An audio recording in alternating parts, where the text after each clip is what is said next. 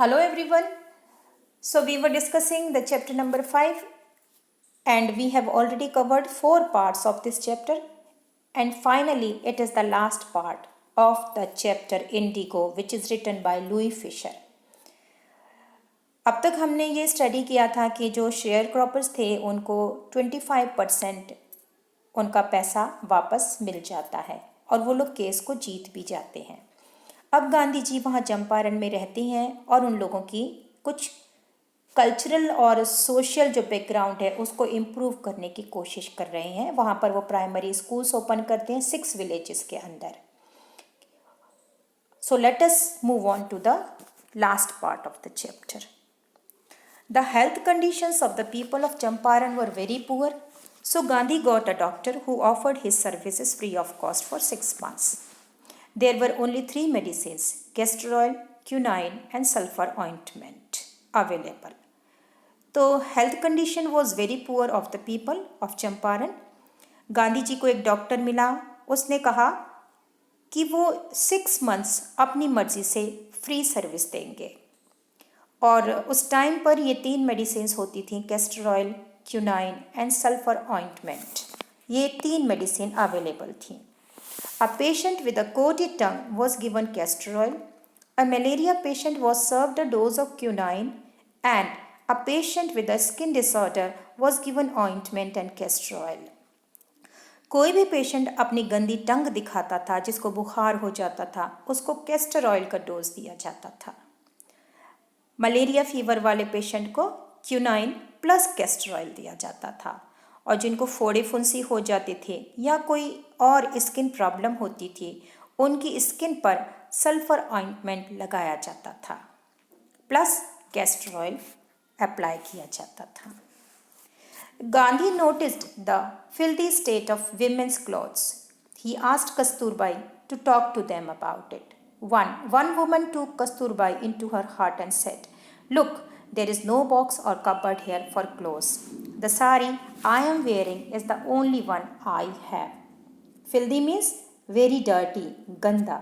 अब गांधी जी ने नोटिस किया कि विमेन के कपड़ों की हालत बहुत गंदी है, वहाँ की जो औरतें हैं उनकी कपड़ों की हालत बहुत गंदी है। उन्होंने अपनी वाइफ कस्तूरबा से कहा कि भाई वुमेन से बात करो, उन औरतों से बात करो और इनको बताओ कि पर्सनल क्लीनलीनेस कैसे रखी जाती है, साफ़ सफाई कैसे रखी जाती है। तो एक औरत गांधी जी की वाइफ को अपने हट में ले गई और कहा कि देखो मेरे पास कोई कबर्ड नहीं है, कोई बॉक्स नहीं है, एक ही साड़ी है जो मैं वॉश करती हूँ और पहन लेती हूँ। During his long stay in Champaran, Gandhi kept a long-distance watch on the ashram. He sent regular instructions by mail and asked for financial accounts. अब ये इतने लंबे समय से चंपारण में रह रहे थे क्योंकि चंपारण बिहार में था और उनका जो आश्रम था वो अहमदाबाद में था। तो गांधी जी का जो लॉन्ग स्टे था, इतने दिनों से दूरी बनाकर रह रहे थे अपने आश्रम से, तो वो उतनी दूरी से ही अपने आश्रम को वॉच करते रहते थे, सारा पता लगाते रहते थे कि क्या चल रहा है वहाँ पर। और वो रेगुलर इंस्ट्रक्शंस भेजते थे, वो डाक भेजते रहते थे, लेटर भेजते रहते थे। बाय मेल से मतलब है कि उस टाइम पर डाक चलती थी, लेटर चलते थे, उसको पोस्ट करके वो अपने इंस्ट्रक्शंस सेंड करते रहते थे और अपने फाइनेंशियल अकाउंट्स को भी चेक करते रहते थे। Once he wrote to the residents that it was time to fill in the old latrine trenches and dig new ones, otherwise the old ones would begin to smell. Trenches means गड्ढे जिसमें पानी भर जाता है, क्योंकि earlier people जो होते थे वो इन चीज़ों को यूज़ करते थे। उस टाइम पर जो लेट्रिन्स होती थी वो बहुत अजीब सी होती थी। Yes, as you can see in the picture here, इस तरीके की होती थी जिसमें कोई भी स्वेज पाइप नहीं होते थे, ड्रेनेज सिस्टम नहीं होता था। तो इसको क्या करते थे ये लोग, शिफ्ट करते थे। फिर वो जो जितना भी जो वो लैट्रिन का पार्ट होता था उसको शिफ्ट कर देते थे, वहाँ से वो गंदा पानी वहाँ से शिफ्ट किया जाता था। तो एक बार उन्होंने वहाँ के जो रेजिडेंट्स थे, गांधी जी ने एक बार वहाँ के जो लोकलाइट्स थे, रेजिडेंट्स मीन्स लोकलाइट्स जो होते हैं, लोकल पीपल जो आश्रम में रहते थे वहाँ, तो उन्होंने उनको लिखा कि अब टाइम आ गया है ओल्ड ट्रेंचेस को, यानी जो गड्ढे हैं उन्हें फिलअप करने का। मतलब कि जो गड्ढे हैं और उनमें जो टॉयलेट्स का पानी है जहाँ वो जाता है उसमें दोबारा मिट्टी डालने का समय आ गया है और नए ट्रेंचेस डिग करने शुरू कर देने चाहिए, फिलअप करने शुरू कर देने चाहिए। वरना जो पुराने ट्रेंचेस हैं उनमें से बदबू आने लगेगी। The Champaran episode was a turning point in Gandhi's life. What I did, he explained, was a very ordinary thing. I declared that the British could not order me about in my own country. जो चंपारण का episode था, यानी कि चंपारण में जो कुछ भी घटना घटी, वो एक टर्निंग पॉइंट था गांधी जी की लाइफ का। इसने गांधी जी की लाइफ को बिल्कुल बदल कर रख दिया। गांधी जी बताते हैं, व्हाट आई डिड, मैंने क्या किया, यानी कि उन्होंने जो कुछ भी किया चंपारण में वो एक बहुत ही ऑर्डिनरी, एक नॉर्मल सी चीज़ थी। उन्होंने ब्रिटिश के लिए ये डिक्लेयर कर दिया, मतलब ब्रिटिश को ये बता दिया कि अपनी खुद की कंट्री में ब्रिटिश जो हैं वो उनको ऑर्डर्स नहीं दे सकते, वो उन्हें ये नहीं बता सकते कि उन्हें क्या करना चाहिए और क्या नहीं। But Champaran did not begin as an act of defiance. It grew out of an attempt to alleviate the distress of large number of poor peasants. तो चंपारण में जो घटना घटी वो एक एक्ट ऑफ डिफाइंस नहीं था।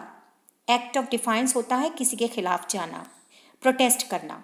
तो शुरुआत में चंपारण में जो भी हुआ और जो कुछ भी उन्होंने किया वो किसी के अगेंस्ट में प्रोटेस्ट करने के लिए नहीं किया था।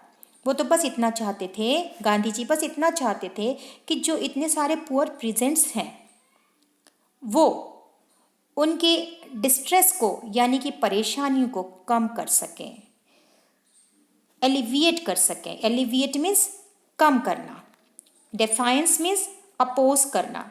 तो वो ये चाहते थे कि उनका जितना भी मतलब डिस्ट्रेस है, परेशानियां हैं, उनको एलिविएट किया जाए।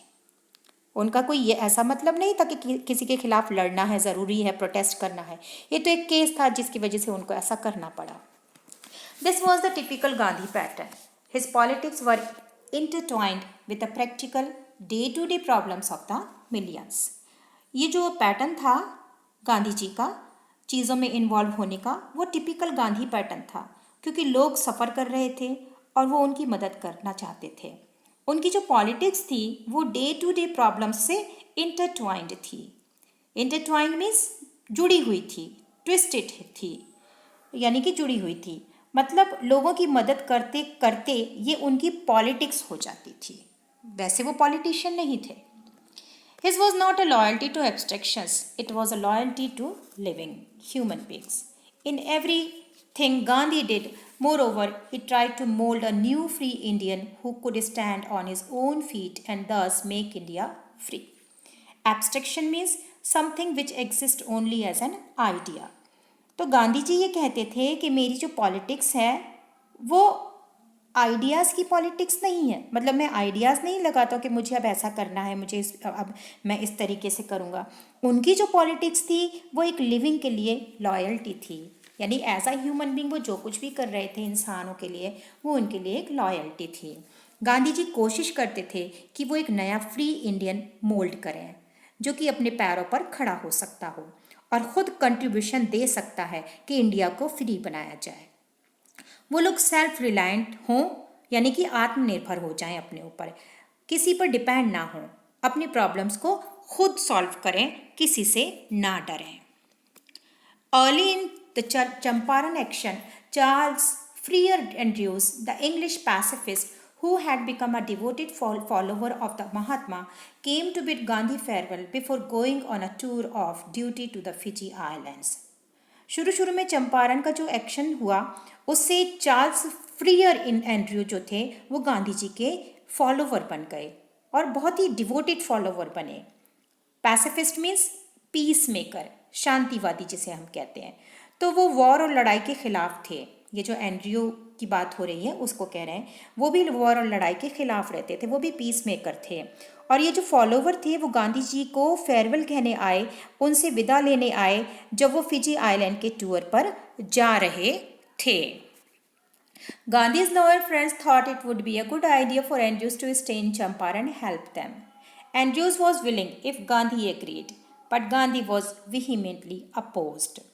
अब गांधी जी के जितने भी लॉयर एसोसिएट्स थे, तो यानी कि फ्रेंड्स जो थे, उन्होंने सोचा कि अगर एंड्रयूज़ चंपारण में रहे और उनकी मदद करे तो उनके लिए बहुत अच्छा होगा। एंड्रयूज़ भी तैयार थे रुकने को अगर गांधी जी हाँ कर दें तो। लेकिन गांधी जी ने विहीमेंटली अपोज किया। विहीमेंटली मीन्स मतलब बिल्कुल ही मना कर देना, टोटली मना कर दिया, अपोज कर दिया उसको, मतलब बहुत ज़्यादा मना किया उन्होंने कि बिल्कुल नहीं, ऐसा तो मैं नहीं करूँगा। He said, "You think that in this unequal fight it would be helpful if we have an Englishman on our side." उन्होंने क्या क्या कहा? उन्होंने कहा कि ये जो अनइक्वल फाइट है, अनइक्वल फाइट क्यों कहा है इसको? क्योंकि वीक शेयर क्रॉपर्स और पावरफुल लैंडलॉर्ड्स के बीच में थी ये फाइट। तो ये बहुत ही अनइक्वल फाइट है और उसमें अगर हमारी साइड पर एक इंग्लिशमैन होगा तो ये हमारे लिए ये कोई हेल्पफुल बात नहीं होगी, बल्कि ये जो सोच है आपकी, ये आपकी वीकनेस दिखाती है। This shows the weakness of your heart. The cause is just and you must rely upon yourself to win the battle. You should not seek a prop in Mr. Andrews because he happens to be an Englishman. तो अब गांधी जी क्या कहते हैं? गांधी जी कहते हैं कि ये जो कॉज है, कॉज इज जस्ट, जस्ट जो है वो जस्टिस से आया है, वो न्याय का कॉज नहीं है, वो न्याय का कॉज है। और जो हम कर रहे हैं वो गलत नहीं कर रहे हैं, हम किसी कारण से ही तो कुछ कर रहे हैं, हम जस्टिस के लिए कुछ कर रहे हैं, हम जस्टिस के लिए लड़ रहे हैं।